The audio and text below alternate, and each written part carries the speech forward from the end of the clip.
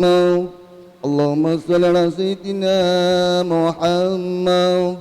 اللهم صل على سيدنا ومولانا محمد. Assalamualaikum warahmatullahi wabarakatuh. Allahu Akbar, Allahu Akbar, Allahu Akbar,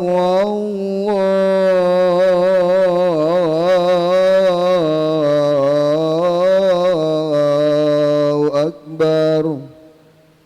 Asyhadu an la ilaha illallah.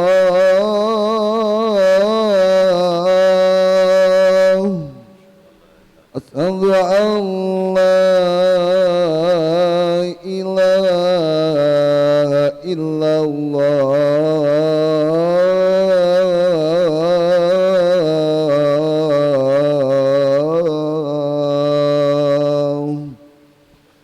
Asyhadu anna Muhammadar Rasulullah.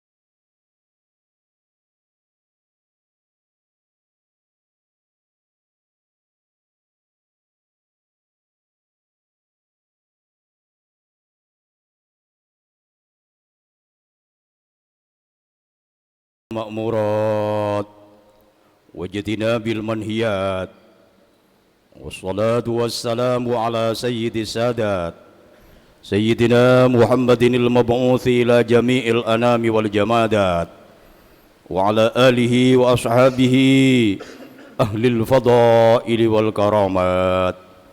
Asyhadu an la ilaha illallah wahdahu la syarika lah wa asyhadu anna Muhammadan abduhu wa rasuluh la hawla wa la quwwata illa billahil aliyyil azim. Allahumma salli wa sallim wa karrim wa azim wa barik ala sayyidina Muhammad wa ala ali sayyidina Muhammad. Amma ba'du, fa ya ayyuhal hadirun akramakumullah. Ittaqullah ittaqullaha haqqa tuqatih wa la tamutunna illa wa antum muslimun.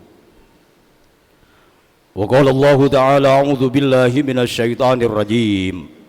Bismillahirrahmanirrahim. Wasari'u ila maghfiratin bir rabbikum wa jannatin arduhas samawati wal ardh wa iddat lil muttaqin. Waqala Nabi sallallahu alaihi wasallam fi hadithihi kullu bani adam khata'un wa khairul khatta'in at-tawwabun.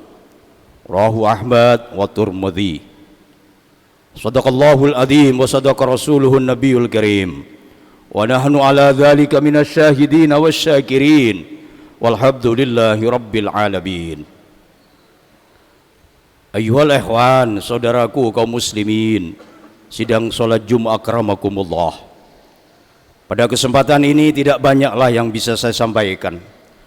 Hanya saya ingin menyampaikan sebuah hadis Nabi Muhammad sallallahu alaihi wasallam. Hadis ini riwayat Imam Ahmad dan Imam Tirmidzi. Apa kata beliau Nabi sallallahu alaihi wasallam? Kullu bani Adam khata'un.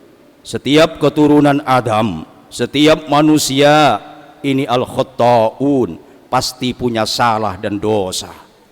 Kecuali para nabi, para rasul, para malaikat yang memang dimaksum, dijaga dan dilindungi oleh Allah Subhanahu wa taala. Selain itu, besar atau kecil, ringan atau berat, sedikit atau banyak, pasti punya salah dan dosa.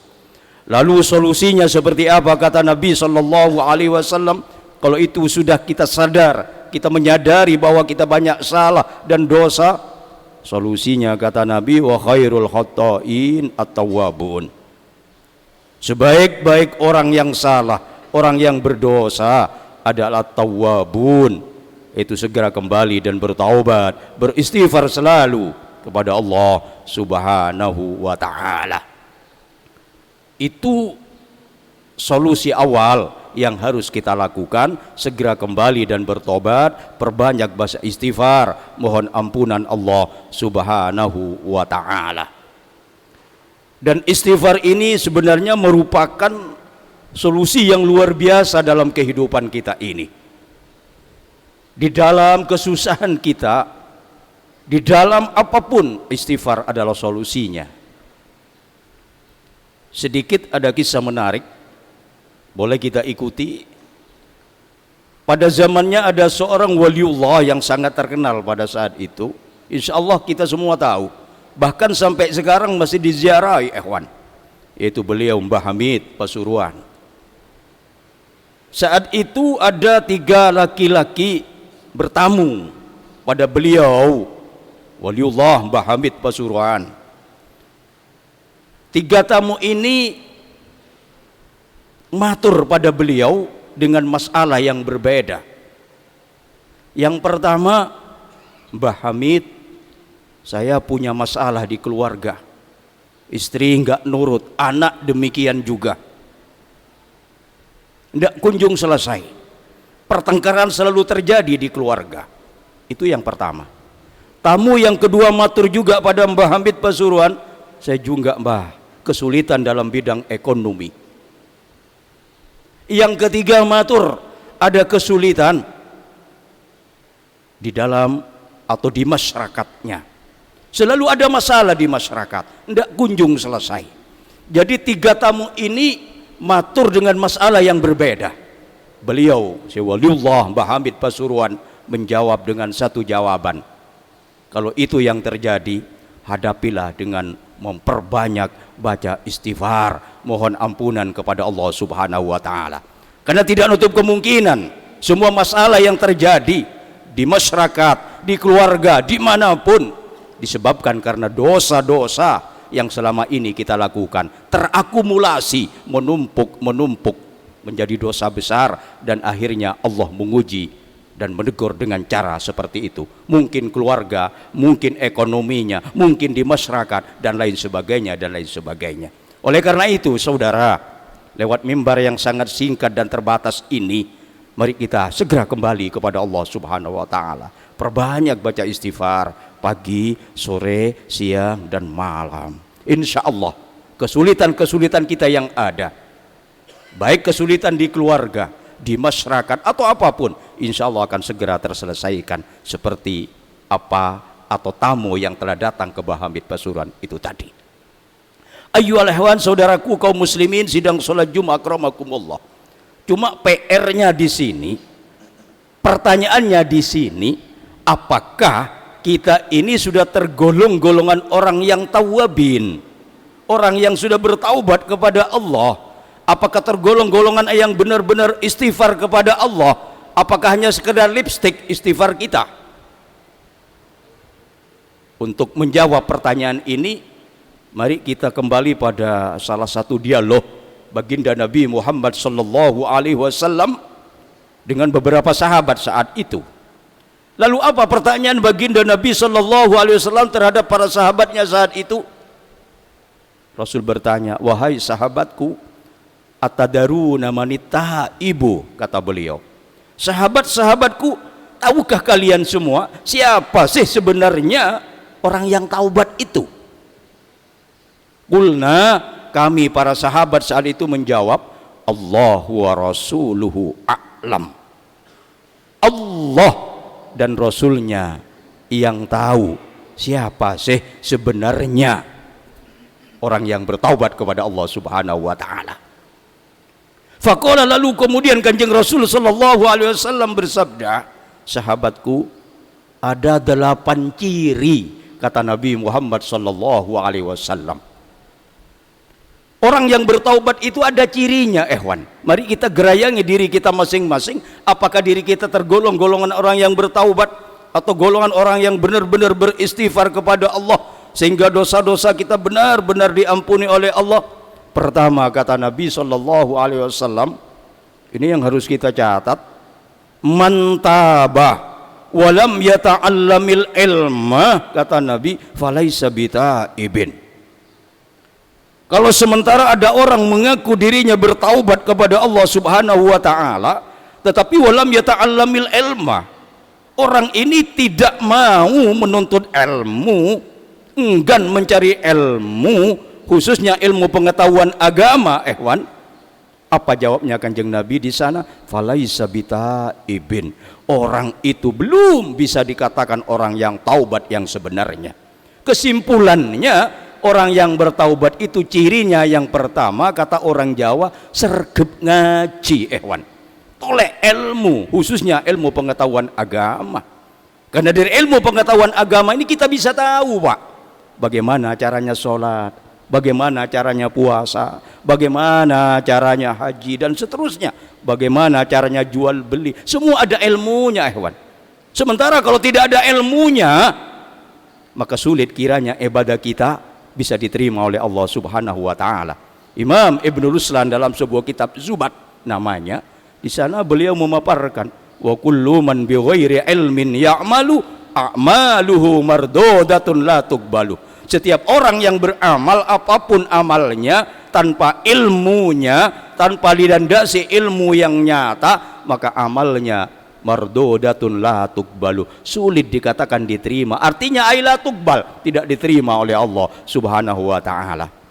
Ciri yang pertama, sergep ngaji. Dan karakter senang ngaji ini, ehwan, muncul tersendirinya, tidak bisa direkayasa. Artinya siapapun yang benar-benar bertaubat kepada Allah akan muncul karakter pingin dan selalu pingin ngaji, pingin tahu ilmu ini, ilmu itu, dan lain sebagainya, guna untuk menghadap kepada Allah subhanahu wa ta'ala. Sementara, ehwan, kalau kita lihat di luaran sana, kalau ada pengajian rutin biasanya, habis maghrib, ba'da subuh, ini pengikutnya, penggemarnya masih sedikit, ehwan. Bisa dihitung jari, itu pun sudah sepuh-sepuh. Lalu yang lain pada kemana? Sementara kalau ada konser, sampai jebol pintu gerbangnya, ribuan hadir, ehwan. Ini kan ironi sekali. Padahal ciri dari taubatan nasuha, kata Nabi, adalah sergep ngaji, senang mencari ilmu, khususnya ilmu pengetahuan agama. Satu yang harus kita catat. Kemudian yang kedua, kata Nabi sallallahu alaihi wasallam, ciri taubatan nasuha itu, orang yang taubatan nasuha itu adalah mantabah walam yazid fil ibadati falaisa bitaibin. Bisa dicatat, ehwan. Orang yang mengaku dirinya bertaubat kepada Allah subhanahu wa ta'ala, tetapi walam yazid fil ibadah, ibadahnya tidak ada peningkatan. Kemarin seperti ini, sekarang seperti ini, besok seperti ini, tidak ada peningkatan sama sekali, apalagi merosot, naudzubillah min dzalik. Kata Nabi, apa jawabnya? Falaisa bitaibin. Orang itu, Pak, belum bisa dikatakan orang yang taubatan nasuha. Artinya apa? Orang yang taubatan nasuha itu ciri yang kedua, kata Nabi Shallallahu Alaihi Wasallam, ibadahnya meningkat. Ada progres dalam ibadahnya.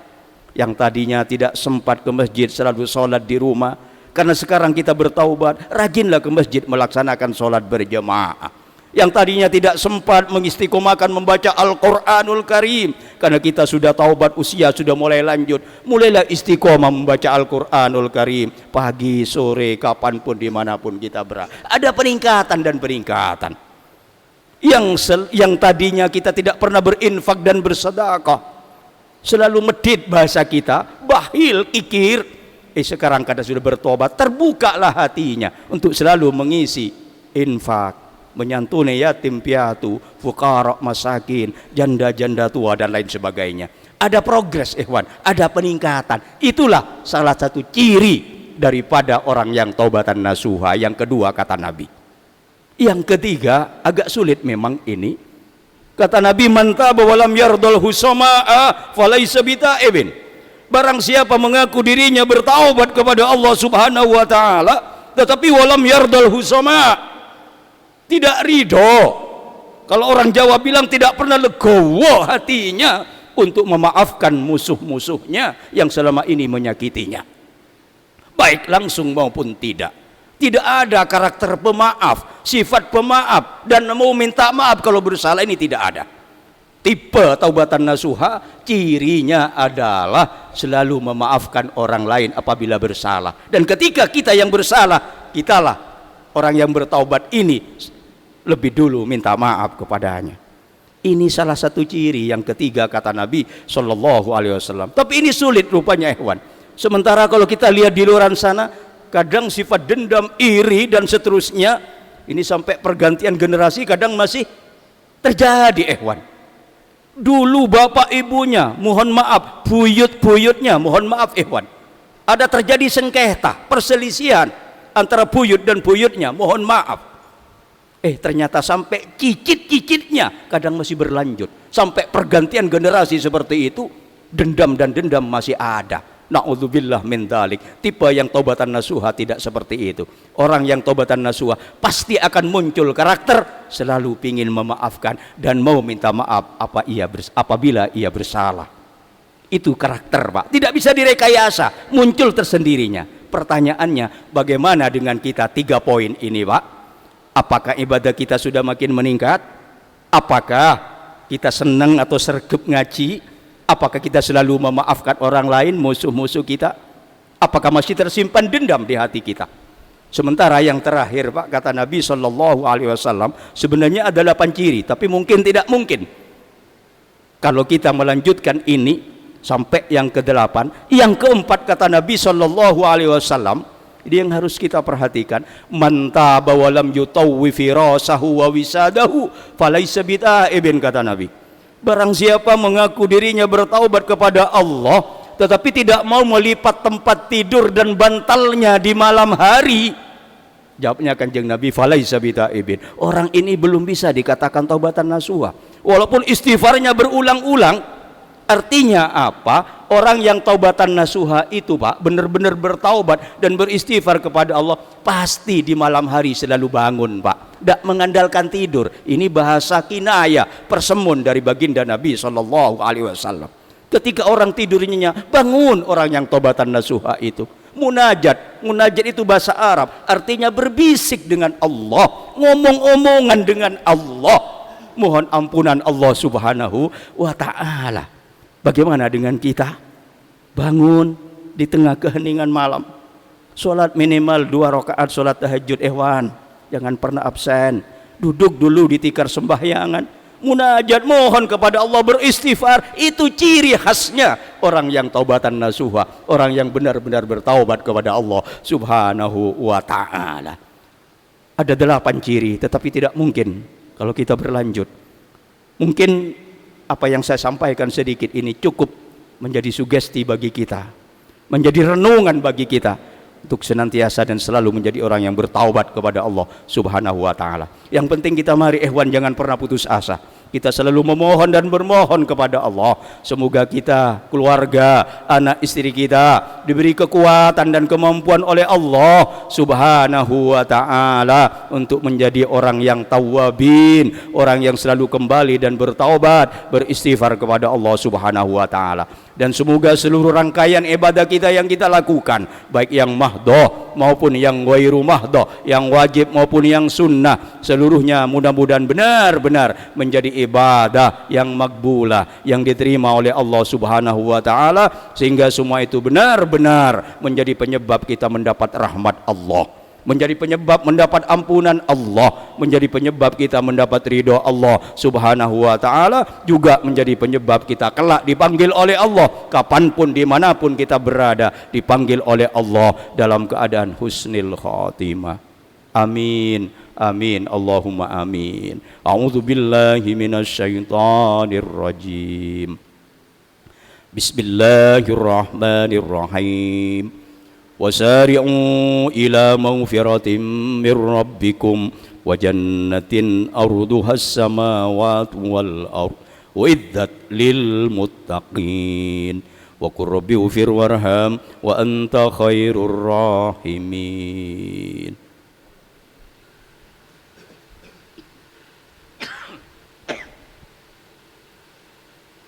Allahumma salli wa sallim ala sayyidina Muhammad wa ala ali sayyidina wa maulana Muhammad.